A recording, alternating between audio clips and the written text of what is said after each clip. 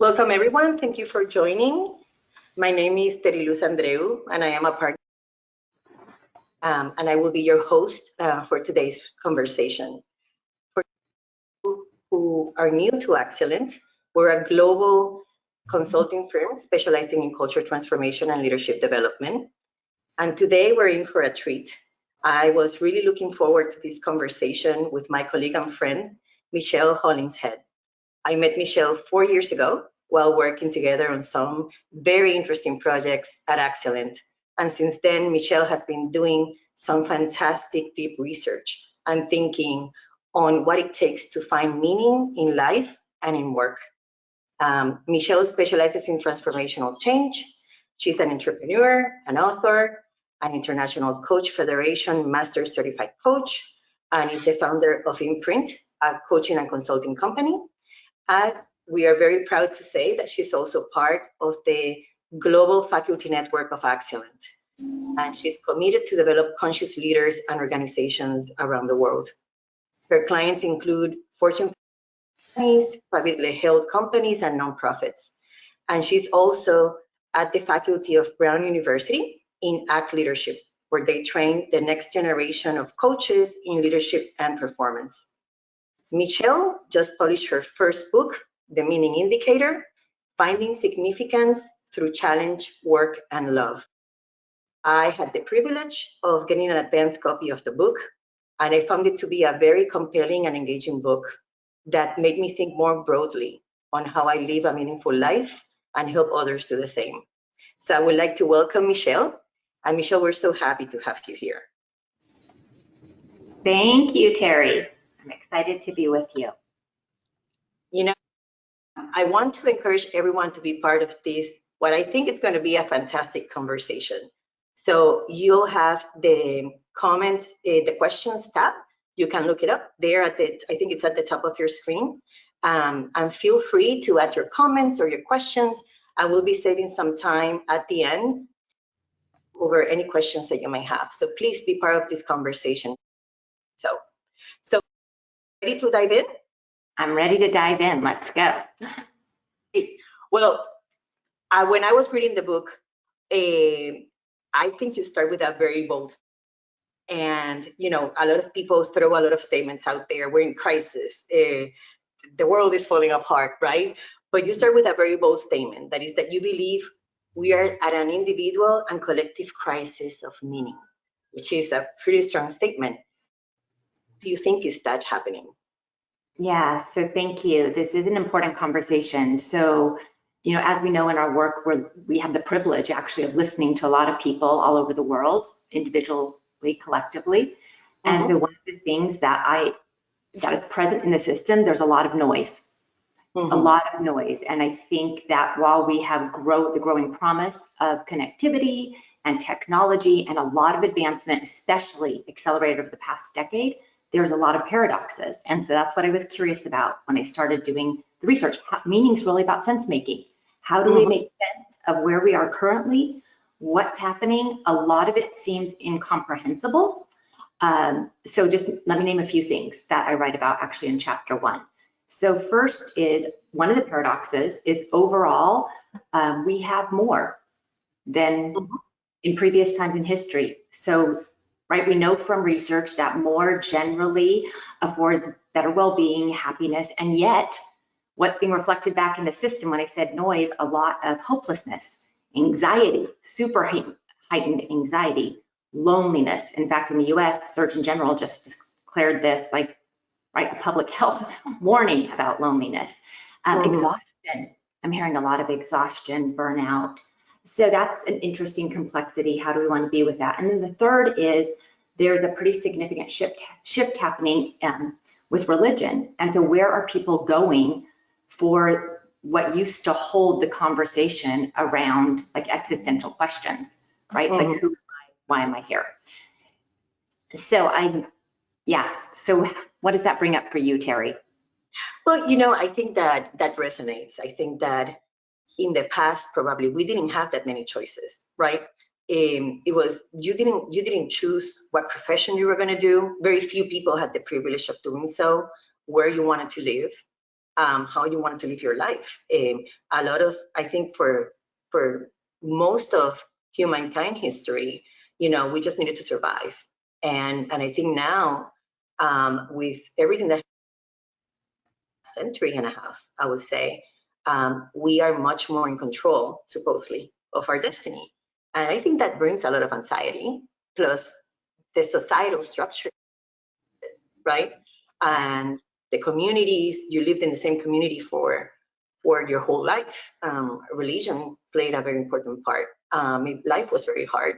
So you had to kind of live this life hoping that the next one will be better. And now we're trying to make this one the best life, right? So I think I agree with you, there's been a lot of change, and not necessarily bad, but just change that have really shifted the way as human beings we relate to each other, and we find meaning in Yes, life. and one thing I appreciate you brought us back to is community. So we make meaning in community and connection, right? And so we need to be in relationship. We're discovering and making sense of who we are, what's possible in relationship to a whole. And so I really appreciate that you are pointing us, this is an opportunity.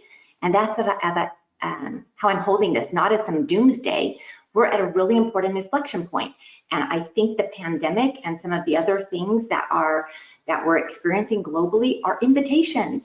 They're really invitations for us to come out of the noise, out of disorientation, and to reorient toward purpose, right? What's purposeful, what's significant. And that's my hope in this conversation today, that those of you who are listening, who are with us, that we create conditions for you to get more connected to what is purposeful and meaningful in your life and work. Because only when we're part of this, right, can we bring it to other people.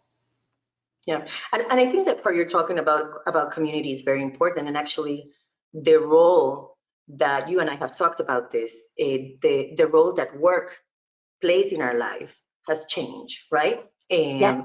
And this is where many of us find community, because we don't live where we grew up. Sometimes we don't even know our neighbors, right? But we know the people we work with. So I think that many organizations now, especially, I think the pandemic kind of put this in overdrive, but it's been going on for a while, are talking about mission, about purpose, about values, especially now that the reputation of a company can be destroyed in a few minutes, depending on because of how quickly news spread. So I would say it's more prevalent than ever that organizations are very concerned about their brand, their reputation, and also making sure that people are aligned with the vision, the mission, the values. So I'm wondering, in your research, how do you see this meaning crisis showing up in organizations? What are the signs that you're seeing? Yeah, so I think there's a lot of things that we saw coming out of that pandemic, right? We started with the Great Resignation, then we moved into what they're calling quiet quitting, then it's loud quitting. The most recent Gallup results on engagement at 33%, at least in the US. And one of the primary things that they identified was meaningful feedback, because of the nature, right, of what people are facing.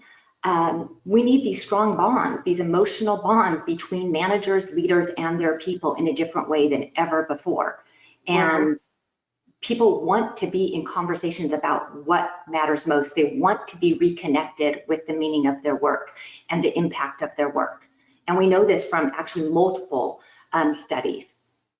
Yeah. And what I think has happened, and I've been studying engagement for over 20 years. And I think that it is true, like levels of engagement, have been suffering, especially after the pandemic. There was like a high and then like a dip afterwards. And I think it's not, I would say it's not necessarily because employers are worst, I think actually many organizations, many of them are here, we work with them all the time, are actually investing a lot of money on trying to make more conscious and more effective leaders. I think what happened is that also expectations, that unwritten contract between employers and employees has changed. And also work has a different a different importance than maybe before. So it's like we need to evolve the conversation beyond, are people engaged or not engaged? You know, I think we need to evolve it to like this is a simple equation. It's really more complex than that, because organizations have shifted, and also employees' expectations have shifted, and society in general has shifted. So that's what I really liked about your book when I was reading it, because you help us think more broadly about what meaning is, you know, because I know that I work with many organizations and helping them define their purpose. And we do a lot of exercises on helping people tie the organizational purpose with their own purpose, or the organizational values with their own values. But you in your book talk about that to have a meaningful life, or to really talk about meaning, we need to talk, there's different dimensions to it. It's not just purpose. It's comprehension, it's purpose, it's significance, and it's belonging. Yes. And I found that super interesting, because I think that when we talk a lot about meaning, we focus a lot, I know I do, on comprehension and purpose. Do people understand what the purpose is, and do they link that to their own purpose? But the part about significance and belonging I found very interesting in the context of this conversation. Can you tell us a little bit more about how you came up with these dimensions, and kind of, I think for the people that haven't had the chance of reading them, what do they mean? Yes, so thank you, Terry. So that was actually coming out of when we started into the Meaning Research Project. We collected a lot of research that's been done, as well as 20, like we did a literature search. So we collected the most recent studies that have been in positive psychology, as well as all of these different assessments that have been done in this space since the 50s, like up to 20. And so we were curious looking at those in thinking about how we were going to approach it. And so actually it was through this research that is just emerging. And I was so excited because it was more intuitive for me that I fell upon the word significance. I was rereading the book, Man's Search for Meaning by Viktor Frankl. That comes out of actually excellent conscious business and a lot of the development that I've done, with the community, myself being developed. And so one of the things that I wrote down, the initial idea, was about finding significance through these indicators of challenge, work, and love. And I was so excited when I found multiple studies were defining these dimensions of how we experience a meaningful existence. The first being, like you said, comprehension, which is really the question of who am I, what may happen to make me who I am. It's the same for an organization, right? We're a system, an organization is a system. Right, so having that same ongoing question, who am I becoming, right? What happened to make me who I am? A lot of this is stuff that organizations, like you said, are making sense of, what's needed now, and then moving into purpose. So how are we directing, right? Purpose is common aim or goal. It's a direction that we are pointing collectively, and how do we invite people in to connecting, like you said, their sense of purpose, what's purposeful to them, to the shared purpose or mission of the organization. And then, and I would say significance, what's really cool about this, and this is just out of a study from 2020, and it's the importance of mattering. And so if you think about that, right, I think the pandemic and different crises, what they really bring us back to is what matters, right? What matters at work, what matters in life. And so our challenges actually are a great invitation to get more clarity on that. And then I'll just talk a little bit about belonging. So I'd say there's an ongoing need for humans. We want to belong, and we also want to grow and expand beyond our current circumstances. So there's this tension that we're in. We're not going to resolve it. It's just how are we going to be in relationship with it? And people, I think in organizations, a lot of times, they're longing to continue to learn, to grow, to aspire. And so how do we do that in service of what the organization needs and also the individuals? And that they feel like they are part of something greater than themselves. I know for me that when I get up and I can connect to that part when I'm leading myself, it makes a huge difference in the quality of how I stay inspired and show up, right, in all avenues in my life. Wow. So that's interesting, because I know I've been I've been thinking about this a lot, and I think a lot of us that are joining this call have been thinking about this a lot. That part about significance, and I think that was the one that kind of touched me a little bit more. And I know you go deeper in the book about it, because a lot of advice in terms of follow your passion, do what really matters, have an impact in the world. And some of us have the blessing of doing work that we feel is very significant. I know I'm being blessed to be able to do that at this moment in my career, but I have to say in other moments in my career, I didn't necessarily felt that my work was that significant, because I was part of a bigger machine, or I only saw a little piece, right, of the big work that the company was doing, and I was just like doing a little contribution. So it was kind of hard, or maybe it had been boring work, but it was kind of hard to find significance. And I think it is easy to put an Instagram post and say follow your passion, or you're not building a wall, you're building a cathedral. It's easy to kind of say those things, but when you're in grueling work, or when you have to go through periods of your time where you're not doing things that are a lot of fun, because there's a lot of change, there's a lot of tension, a lot of stress that may be happening in your life, but you need to work, you need to provide for your family. I'm wondering, what do you do? How can people find significance when you cannot, quit your job and just be a yoga instructor, or do something that you think is sail the world, or be a travel journalist? What do you do when you're in those situations? Yeah, no, I really appreciate this, because this is some of my own reflection on my own journey, right? Mm-hmm. And making choices at certain moments that took a little more risk, and actually questioning, like, well, why would I be willing to take all of this risk, right? Because everything, like, from outside circumstances seems like it's exactly what you should want, and you have this external success. And so what I think is really interesting about work, which we define as contributing, right, something to society, and we can contribute, right? It's more that I'm putting my attention on what's important to me and how I make my contribution at work. And so I'm just going to talk about 4 of the ways, Terry, that came out of our research, and they actually map, I think, pretty well to developmental adult development. So the first one is, like you said, not all of us in every moment are going to feel like our job is super meaningful. And so there is one called work is just a job. And so for a lot of people, young people in their professions, there's other things that are orienting them. And so how can managers, leaders, help them to connect to what is important? And it might be at this moment, what's important for them is being able to provide, right, for their family, being able to provide for themselves, to be able to have access to experiences and things that they want to do in their life that aren't so much connected to their work, and yet they can still come back to, what are their sort of gifts and strengths that they can bring to their work.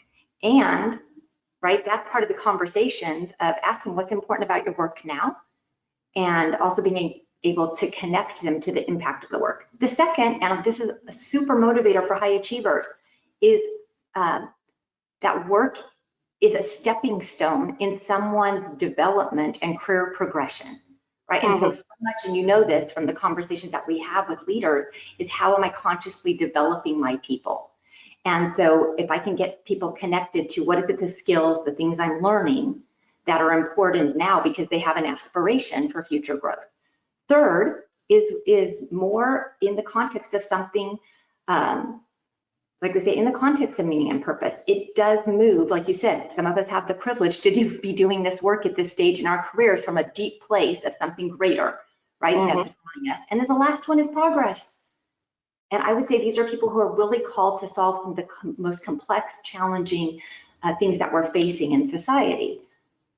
Okay. And so, being able to, I think, listen through that lens and not expect that everyone is going to be orienting in any given moment from the same space. Okay. And I think that can also evolve through your career, right? Yeah. So Yeah. maybe at a moment in your career, it's more around providing, right? Providing for your family, providing but then you may be able to get to another role, or you may be able to even find something challenging within your work that may help you grow new skills or opportunities in order for you then to find something that is more aligned with your own interests. I don't know. So I think not seeing things as a black and white, right, but as a continuum, and meeting people where they are in their process. I think that makes a lot of sense to me. Well, and I just want to build on what you're saying, because I think that is what's distinct about this. This isn't prescriptive. In fact, I had a conversation with a leader yesterday. I said, I read the whole book, and I was like, well, where are the 6 exact steps? And then he said, you know what? I've been thinking a lot about it, Michelle, and it's about the reflection. And I said, yes, because that is adult development. And we know this, we design it so that we're in reflection consistently, because I'm not the same version that I was even right when we met 4 years ago. You're not the same version. People that you're working with are not the same version. And so some of this is, how do we take our attention from the outer? Yes, that's important. And balance also looking internally as leaders and what's needed, right, ourselves, so that we can evolve and grow. And so then that we can facilitate those conversations with those we lead in a meaningful way. That's great. So going into that now, Michelle, if I'm a manager and I have a team, different individuals, different people, I know that a lot of managers struggle with having career development conversations with their people, not because they don't want to have them, but because sometimes the employee doesn't even know what they want, right? So it's kind of they're waiting more passively for someone to offer them something instead of they proactively kind of thinking outside the box in terms of what could be potential opportunities, etc. So if I'm a manager and I'm going and we're trying to create a culture of purpose, and I know there's some people in this call that are in that quest, helping their people connect more with the mission of the organization, to be more self-motivated instead of just checking the box, to feel more engaged. But I know you have some very good questions throughout the book, to help the readers reflect on different concepts that you're exposing. So what could be some good questions that you feel as a manager I can ask my employees with curiosity to help them kind of think about how to find significance or meaning in their job? What can help provoke some of those questions? Well, and I think, Terry, that one of the top ones in that chapter for reflection is, how is your work connected to what is most important to you now? And that's an ongoing conversation, right? And so these are almost like coaching questions. And so, right, if we think as leader as coach, manager as coach, and what I loved about the Gallup research, just tying it back to that, is they said what people are wanting is 15 to 30-minute meaningful exchanges each week, right? So I think this is part of the stretch. It doesn't happen. We're building the muscle ongoing, that our attention is going to what's most important now. Things are shifting. Things are very dynamic. Like you said, there's so much change. People are in a lot of overwhelm. And so being able to ask that question, and you also have to create the conditions, as we know, with psychological safety. So there's trust and there's space for people to reveal themselves and to explore things. And that happens because of the quality, right, of the relationship. And so it's an ongoing investment. Yeah, no, that's great. I love that question. I think that's a very easy takeaway and a very actionable step that for those of us that lead other people, have the privilege of leading other people. I know I haven't asked that question, to a lot of the people I work with, and I know them fairly well, but I haven't asked them, how is the work that you're doing today connecting to what's most important for you? And kind of that's a fantastic tip, and I think that's a great way. And I think along those lines, we've been talking a lot about having these conversations, but you mentioned in your book that that significance, that relevance that we can find in our lives. you can get it through challenge, work, and love, right? So I found it very interesting how you did your research in terms of the interviews that you conducted. And you mentioned that you were surprised that for many people, their primary indicator for significance was a challenge. Yeah. That a lot of people found significance in their lives through a challenging situation, right? And you mentioned that for you, that was a surprise. So I'm just curious to see, what was your initial hypothesis, what you thought would come up as people's primary indicator of significance? Yes, so yeah, I thought it was, my hypothesis was it would be love, that people, right, that we would talk about love. And some of this is because at the end of life, right, what do people generally focus on? And we know that they want to hear, I love you, I forgive you. They want to say, I love you, I forgive you to others. And so I think I had just this general idea that that would be what people would talk about. And so in designing this, the question was, what are your top 3 experiences that have like shaped who you are and the trajectory of your life? And that was the invitation for people that were part of this pilot study to share. We recorded it, generated a protocol, and actually it was over 50% of the 90 stories came back that people talked about some sort of challenge. And actually, what's interesting about challenge, though, is we really saw it in 2 buckets. One being adversity. Those are the things that happen just out of the blue. Did not cross your mind. A lot of times it's job loss of a loved one.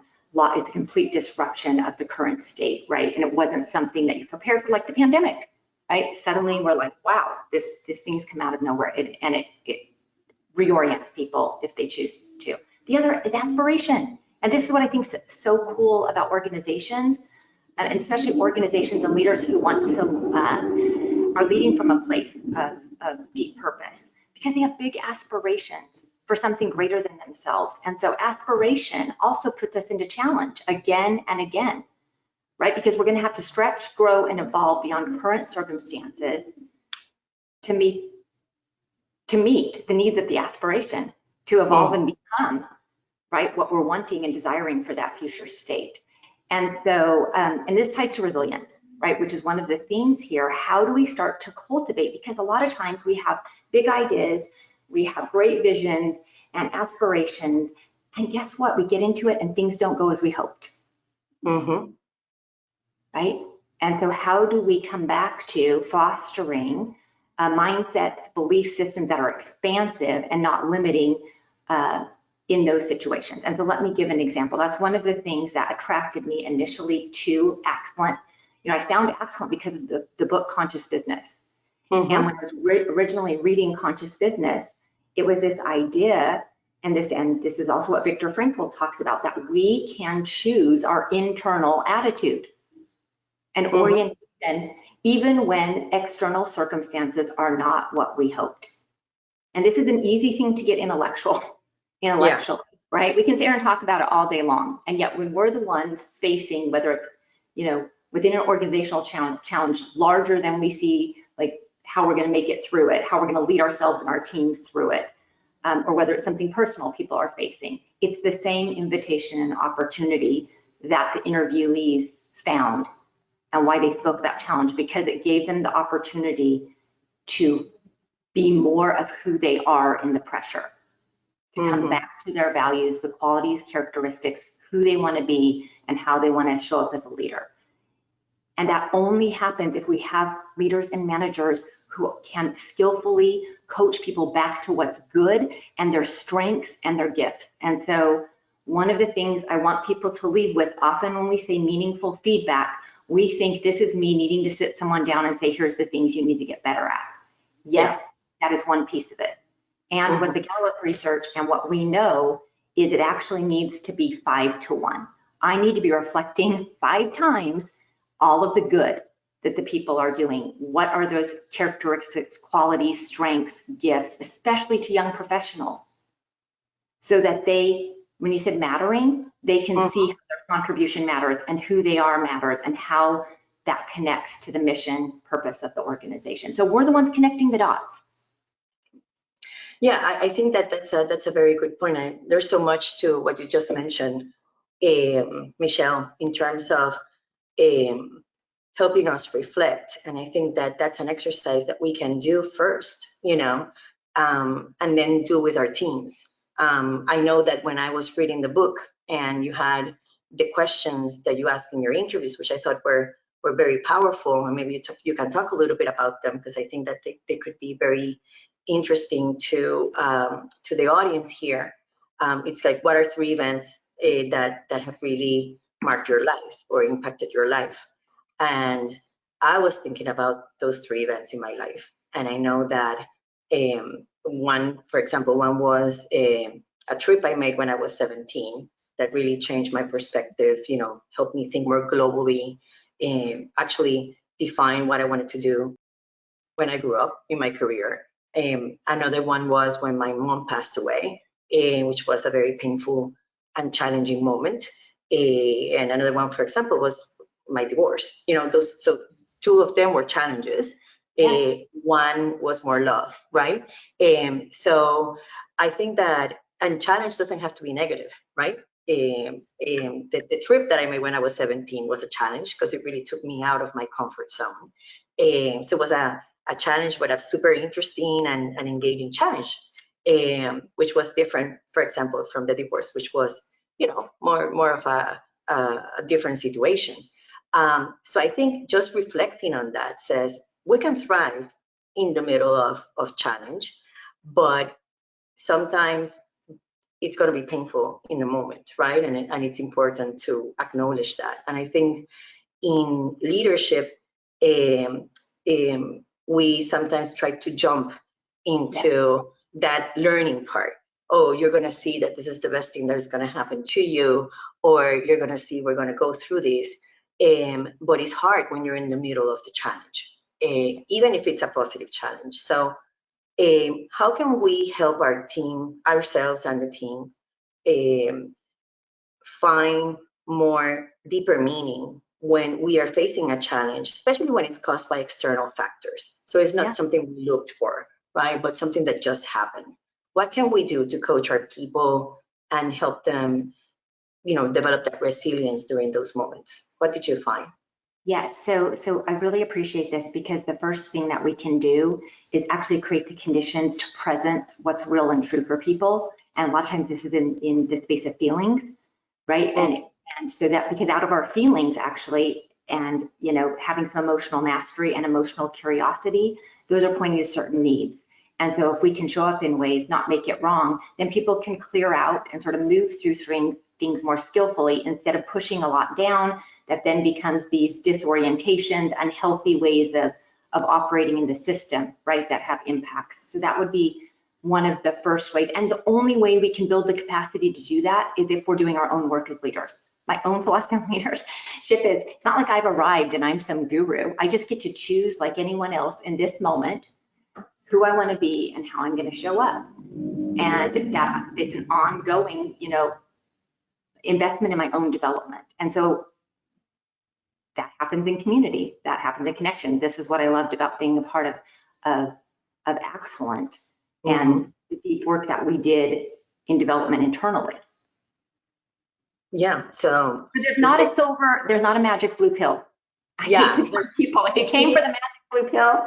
I wish. Yeah, I know, and that's what makes this very interesting and at the same time very challenging, right? There's no one answer. There's it's an ongoing conversation that happens all the time, right? And we say at Excellent, right, we change culture one conversation at a time.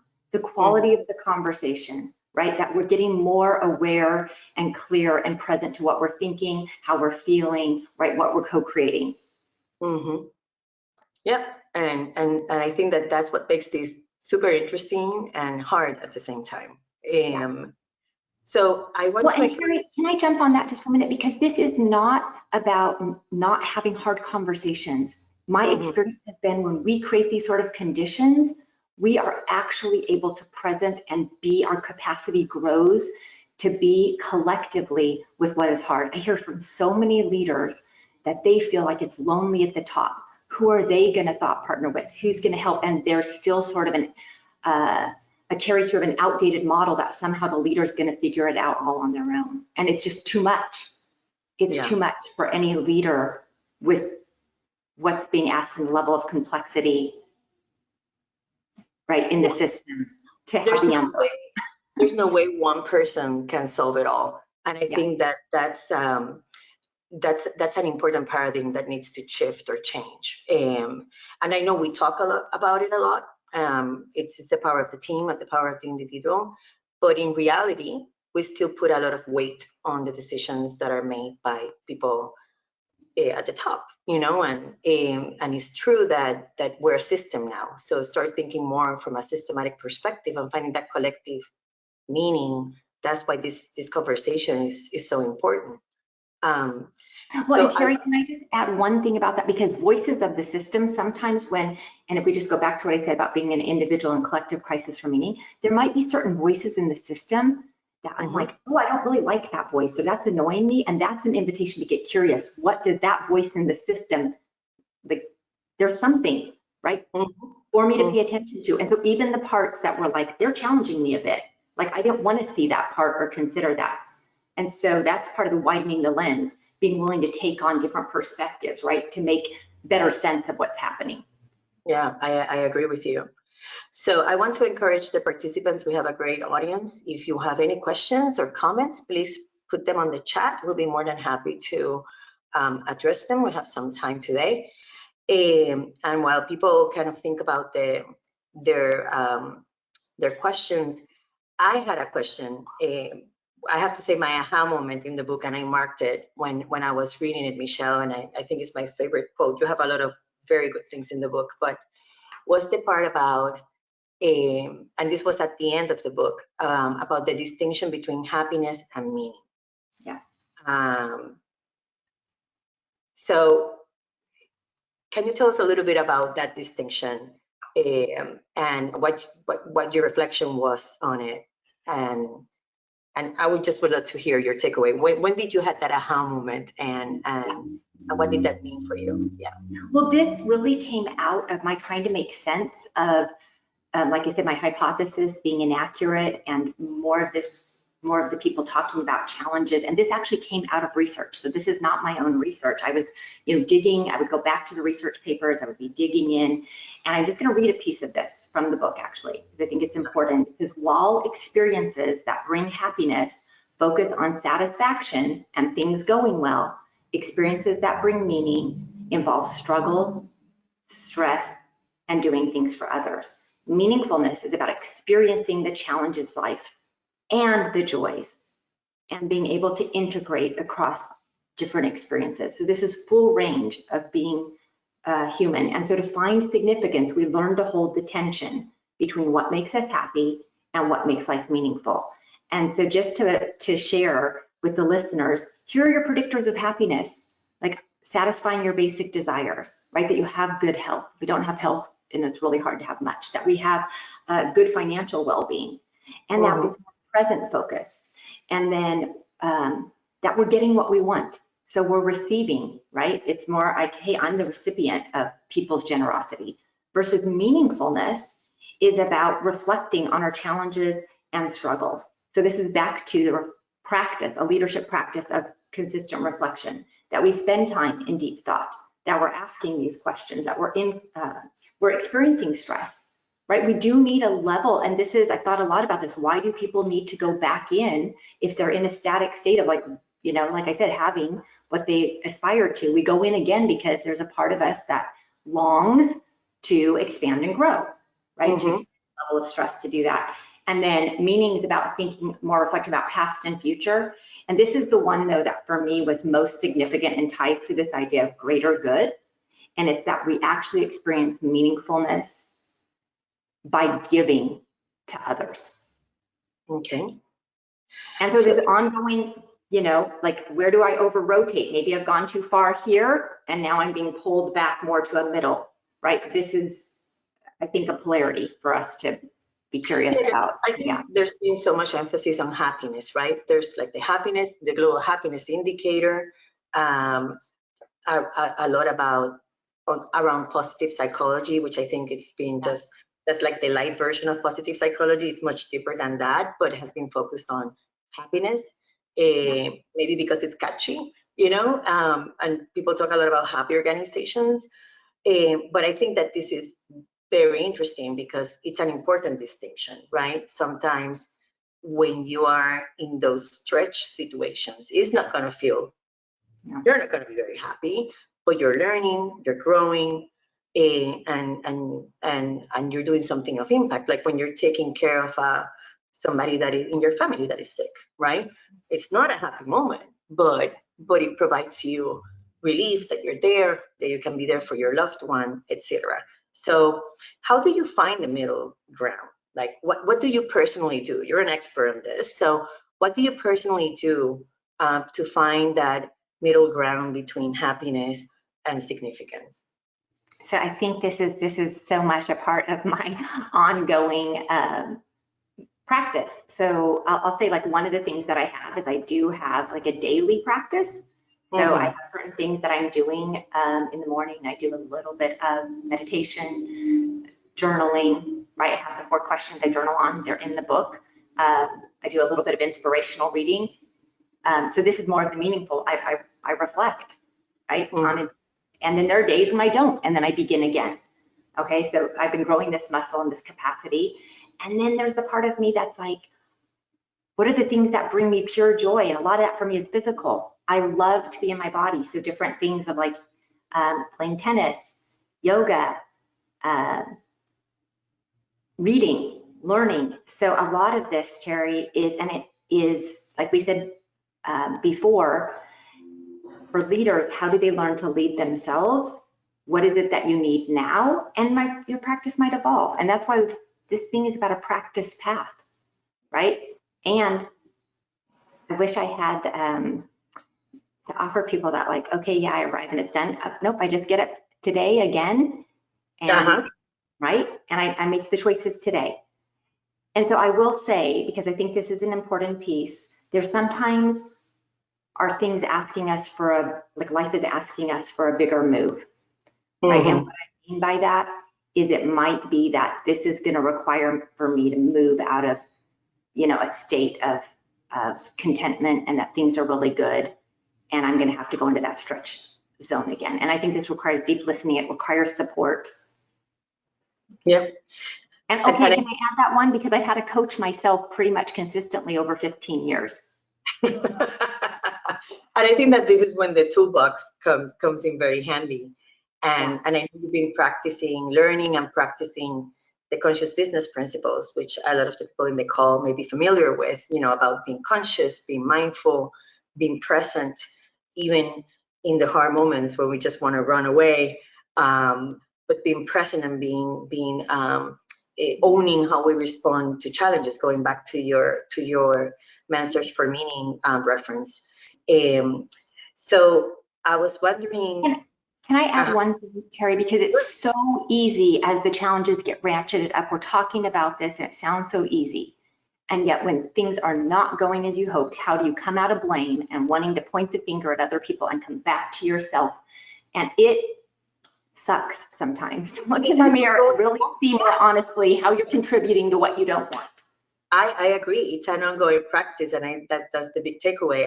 One of our colleagues says that this is like playing Tetris, right? Like once you dominate one level, you just need to go to the next level, and because you're going to find more complex challenges, you're going to find different circumstances that just life happens, and it's a continuous practice. So it's not like a one-time thing. So that's very true. It's been true for me, and I know based on what you read in your book, what I read from your book, it's true to you too.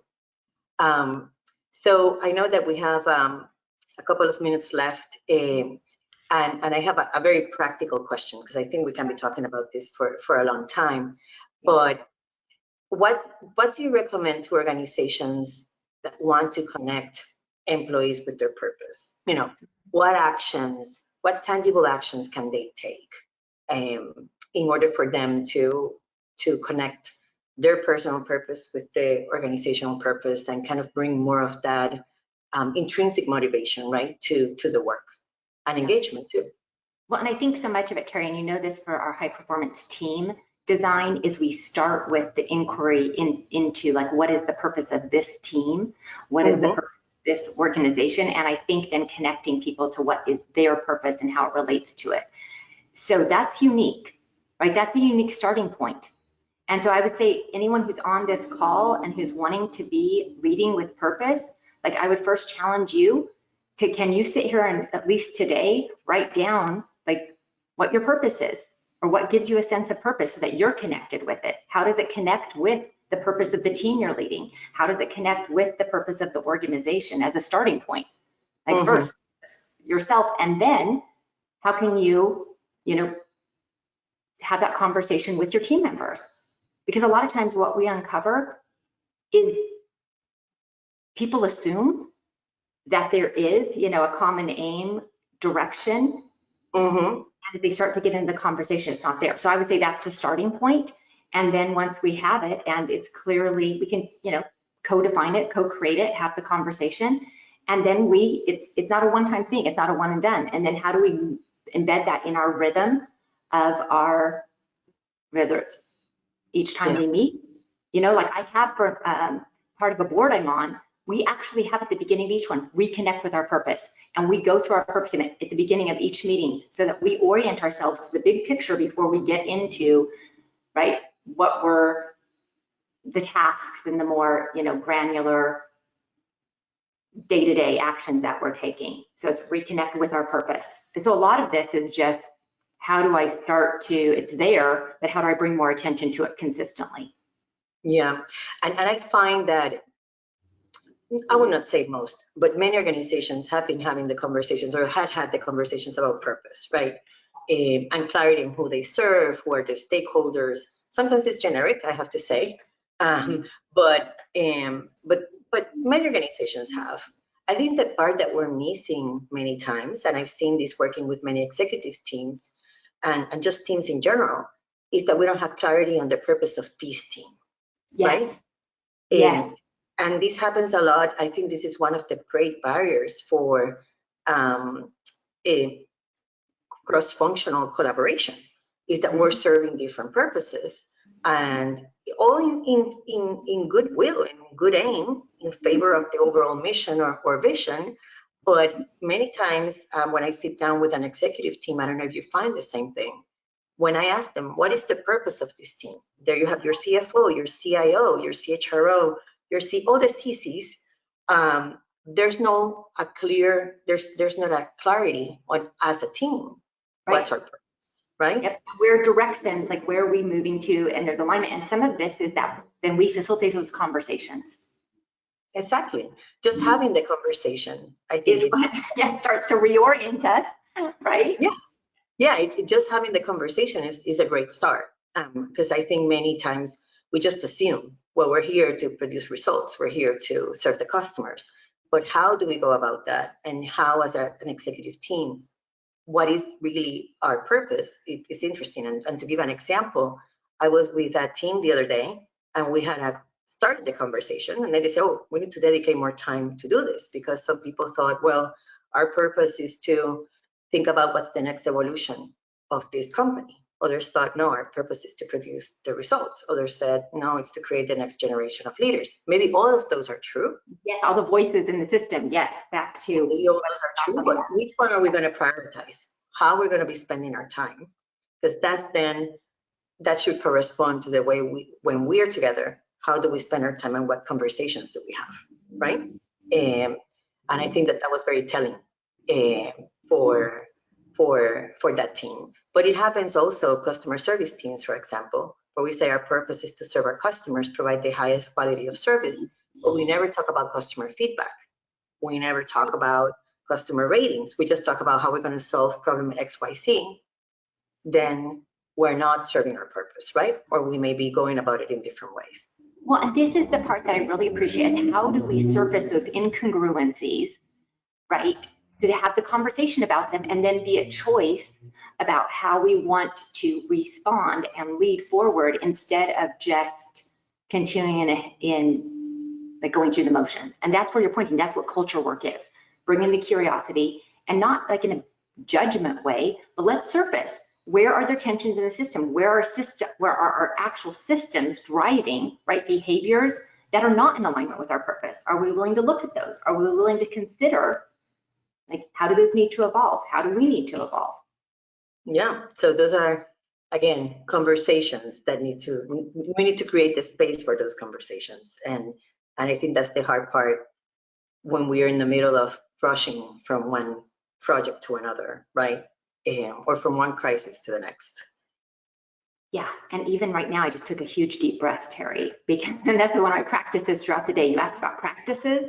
A lot of times it's just taking a moment as I move from call to call, meeting to meeting, like many of us, to just take a couple deep breaths, right? Everyone has to figure out your strategies for becoming more present. Mm-hmm. Agree. And I think that that's kind of full circle, Michelle, to the ways you started the book, which is at Accident, we talk a lot about the 3 dimensions of exceptional, sustainable results, which is the I, the we, and the it, right? The I, me as a person, as a leader, what is it that I need to do in order to take care of myself, my engagement, have clarity on my purpose and values. The we, how do we connect with others? How do we collaborate with others? Which is where culture exists. And then the it, which is why we're here, our purpose, right? Our results. So I think that that's a very practical framework to kind of think about framing these conversations around purpose. So, and that's probably, Terry, just that was one of the things that is most meaningful to me in my engagement with Excellent. Having that frame for even myself as I think about, like, what is success, right? And what does success actually look like within all of those dimensions? It's a widening of the lens. Exactly. I love that, widening of the lens. So, wow, Michelle, this has felt like a coaching session to me. And I know for all of you that haven't had a chance to read the book, I highly recommend it. It really feels and reads like a coaching session because after every one of the different concepts, she poses some very questions that you can use to reflect and also help others reflect. So I think that was something that I really enjoyed and appreciated, Michelle, about your book. So any parting words, Michelle, before we kind of tell people where they can find your book? Any words of wisdom you want to leave us with as for the people in the call? Well, I guess what was coming up in my mind is sometimes, get the book and you could do the book with your team as like a book club. I know some teams are doing that. And I guess my word of wisdom would just be, I think most of us know this, really, and some days we're the ones reminding people and sometimes we're the ones being reminded. Mm-hmm. And so being in the conversation, right, is what reminds us. Okay.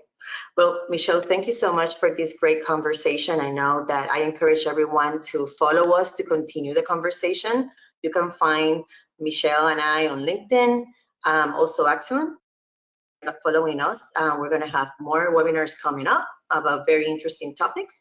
And you can scan the code here so you can find Michelle's book, The Meaning Indicator, in Amazon and many other stores. So thank you all for your time today. And thank you, Michelle, for this great conversation. All right. Thank you, Terry.